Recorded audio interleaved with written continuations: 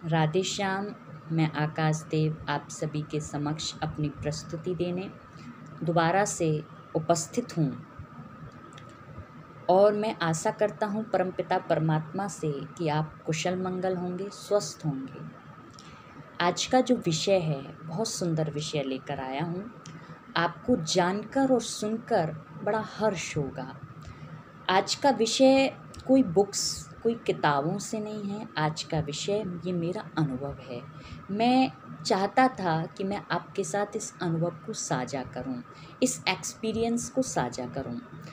तो विषय ये है कि एक पौधे से मैंने सीखा कि परमात्मा रूपी सहारे का अनुभव कितना ज़रूरी है अपने जीवन में। ये आपको भी जानना चाहिए। एक पौधा लिया मैंने, पौधे वाले आते हैं, आपके यहाँ भी आते होंगे।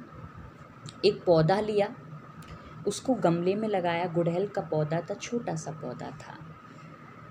लगाया, पानी डाला, मिट्टी डाली, लगा दिया। 10-15 दिन बाद जब मैंने वो देखा तो वो बड़ा हो रहा है। मैंने कहा ठीक है, बहुत अच्छी बात है। 1 मंथ बाद मैंने देखा तो वो बहुत बड़ा हो रहा है।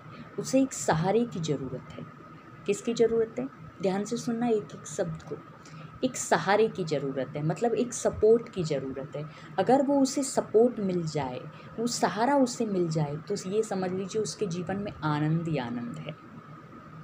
वो अंदर से तो आनंद पाएगा ही, बाहर से भी उसे हर जगह आनंद ही आनंद मिलेगा। वो पौधा ऐसा लग रहा था कि वो अभी टूटा हुआ है, गिरा हुआ है। मैंने क्या किया, एक स्टिक ली और उसमें लगा दिया, एक डंडे को मैंने उसमें लगा दिया। और जब मैंने देखा कि 1 मंथ बाद, आपको जानकर बड़ी प्रसन्नता होगी कि वो पौधा उसके सहारे खड़ा होने लगा और बड़ा हरा भरा होने लगा। ऐसे ही मैंने ये अनुभव किया कि हमारे जीवन में भी हमें भी एक सहारे की आवश्यकता है। किसकी आवश्यकता है? सहारे की। जीवन रूपी सहारा कौन है? परमपिता परमात्मा, जिसे हम गॉड कहते हैं, जिसे हम भूल चुके हैं, जिसे हमने अपने से बहुत दूर कर दिया है। हम इन काम धंधों में इतना फंस गए, इन कर्मों में हम इतना फंस गए, इनको हमने इतना पाल लिया है कि हमें उसका अनुभव नहीं होता। उसके सहारे के हमें संकेत नहीं मिल पाते। और संकेत, एक बात बताऊं आपको, ध्यान से सुनना। संकेत आपको तभी मिलेंगे जब आप अपने मन के अंदर की तूफानी बातों को बंद करेंगे। जिस दिन आपने मन के अंदर अपनी तूफानी बातें बंद कर दी, उस दिन आपको परमात्मा रूपी संकेत मिलने लगेंगे। ये मेरा वादा है आपसे। तो जैसे उस पौधे को ज़रूरत थी एक सहारे की, ऐसे ही हमें ज़रूरत है एक सहारे की। हम कितने भी बड़े हो जाएं, कितने भी महान बन जाएं, कितने भी धनी हो जाएं प्रेमियों, पर हमें एक सहारे की आवश्यकता है, ज़रूर है।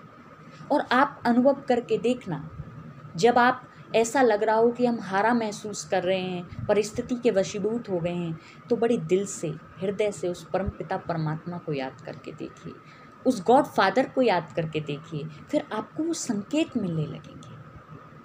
ये मैं आपके साथ छोटा सा अनुभव शेयर करना चाहता था, जो कि मैंने किया। और आपसे यही विनती है, बस आप अपने कर्म को परमात्मा में समर्पण करके करें।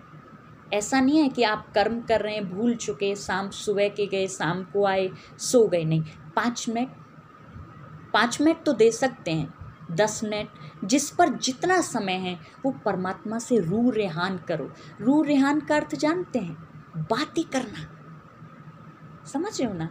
जैसे हम किसी व्यक्ति से बात करते हैं, अपनी तकलीफ़ बताते हैं, उसके सामने हम अपनी सारी तकलीफ़ खोल कर रख देते हैं, सब कुछ साझा करते हैं, शेयर करते हैं उससे।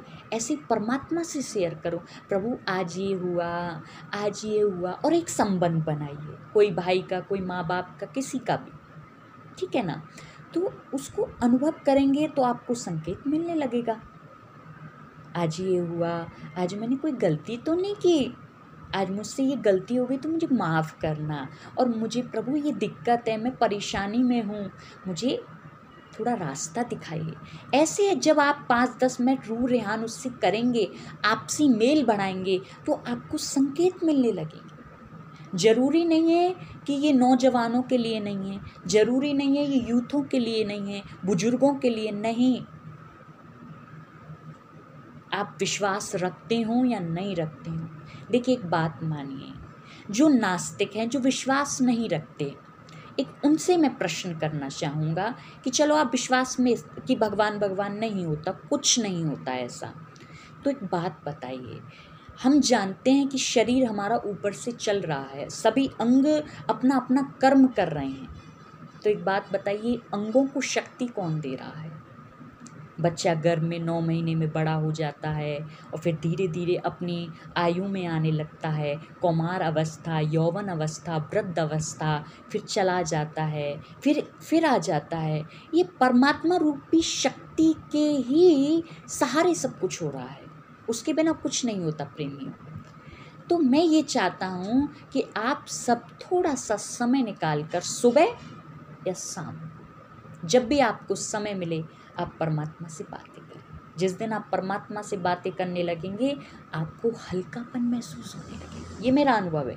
और हो सके तो सुबह उठकर गुड मॉर्निंग करना, रात को सोने से पहले गुड नाइट करना, सभी बातें बताना, अपना पूरा दिन का चार्ट बताना, फिर आप देखिए, ठीक है। आगे के सत्र में मैं समय लग गया था थोड़ा वीडियो बनाने में, क्योंकि मेरी तबीयत खराब हो गई थी, इसलिए उसके लिए मैं क्षमा चाहता हूँ। अब मैं वीडियो आपके लिए सुंदर सुंदर अनुभव लाता रहूँगा, मेरे पास बहुत से अनुभव हैं ऐसे, और आप सभी कृपया करके इस बात को कोई ऐसा मत समझना कि छोटा मुँह बड़ी बात हो तो माफ़ करना। मैंने अपना अनुभव साझा किया है, बस मैं यही चाहता हूँ कि आप उसको पूरी तरह से उस पर समर्पण हो जाएं, हर तरीके से उसका सहारा लें, और जितना हो सके अपने मन की अंदर जितनी भी तूफ़ानी बातें हैं ना, उनको कम करो धीरे धीरे। कहते हैं हमारे शास्त्रों में बहुत सुंदर बात कही गई है कि हमारे मन की जो संकल्पों की धाराएं हैं ना, वो नदियों की धारा जैसी होनी चाहिए, मंद मंद। नदियों की धारा देखी है आपने, मंद मंद होती है, तरंगे नहीं उठनी चाहिए समुद्र की तरह लहरें। अगर वो तरंगे उठी, संकल्पों तेज भागते हैं ना, तीव्रता कितनी तेज होती है, तो ये समझ लीजिए बहुत तेज उठ रही हैं समुद्र की तरह, तो सुनामी लाएंगी, सुनामी आएगी। और निचले इलाके जो हैं, आपको पता है सुनामी आती है तो कितना सब कुछ लेकर तबाह कर देती है, आपको अंदर से पूरा तबाह कर दे। इसलिए अपने संकल्पों की तीव्रता मंद रखिए, और उस मंद में भी ऐसे संकल्प रखिए शीतलता वाले, मृदुलता वाले, पॉजिटिव, सकारात्मकता। मैंने वीडियो बनाई हुई है, उसे सुनना। इसलिए प्रेमियों, बड़े आनंद से जीवन व्यतीत करो। हमारे सामने कोई ऐसी परिस्थिति आन पड़ी है कि आप सभी जानते हैं कोरोना वायरस चल रहा है, पर कहते हैं ना, जो चीज़ आई है वो जाएगी, ऐसा नहीं है वो नहीं जाएगी, जो चीज़ आई है वो अवश्य जाएगी। लेकिन चैलेंजेस आते रहेंगे, क्योंकि अभी कलयुग है, और कलयुग जैसे जैसे आगे बढ़ेगा, ऐसा नहीं है ये कम होंगी चीज़ें, बढ़ेंगी ये चीज़ें, ठीक है ना, और ये प्रकोप दिखाएगा। इसलिए इस कलयुग में अपनी स्थिति सकारात्मकता को बनाओ, जिससे परिस्थिति के हम वशीभूत ना हों, ठीक है ना, परिस्थिति के हम वशीभूत नहीं होने चाहिए। समझ गए होंगे आप मैं क्या कहना चाह रहा हूँ। अपनी स्थिति परिस्थिति से ऊंची रखो। आगे मैं यही वीडियो बनाने वाला हूँ, स्थिति और अवस्था में अंतर क्या है, परिस्थितियों से कैसे लड़ा जाए, वो मैं आपको एक सत्र बना चुका हूँ, दूसरा सत्र भी बनाऊँगा, कैसे हम लड़ सकते हैं, और स्थिति और अवस्था में कितना अंतर है, और कितनी आवश्यकता होती है हमें स्थिति और अवस्था की। अवस्था होती है शुरू से, आरंभ से अपनी अवस्था ऐसी बनाना, शांतिमय, पवित्रता वाली, और धीरे धीरे जाकर वो स्थिति बन जाती है। कहते हैं ना, अपनी स्थिति स्वच्छ बनाओ, परिस्थिति के वशीभूत मत हो, अपनी स्थिति एकदम मृदुलता वाली बनाओ। ध्यान से सुनना। तो पहले अवस्था आपकी अच्छी होनी चाहिए। अगर आपकी अवस्था अच्छी है, शांतमय है, पवित्र है, तो ये समझ लिया आपकी स्थिति सहज रूप से, स्वतः रूप से अपने आप ही एक ऐसा वातावरण बना देगी कि आप परिस्थिति के वशीभूत नहीं हो पाएंगे। बहुतों के प्रश्न होते हैं कि आप सिर्फ परिस्थितियों पर ही क्यों बातें करते हैं ज़्यादा, क्योंकि हम परिस्थितियों के वशीभूत हो जाते हैं। जब तक हमारे मन में तूफानी प्रश्न उठते रहेंगे, क्यों, क्या, कैसे, कब, तब तक हमें परमात्मा रूपी सहारे का अनुभव नहीं होगा, कोई संकेत नहीं मिल पाएंगे। इसलिए मैं अपनी वाणी को विराम देता हूँ। राधे श्याम।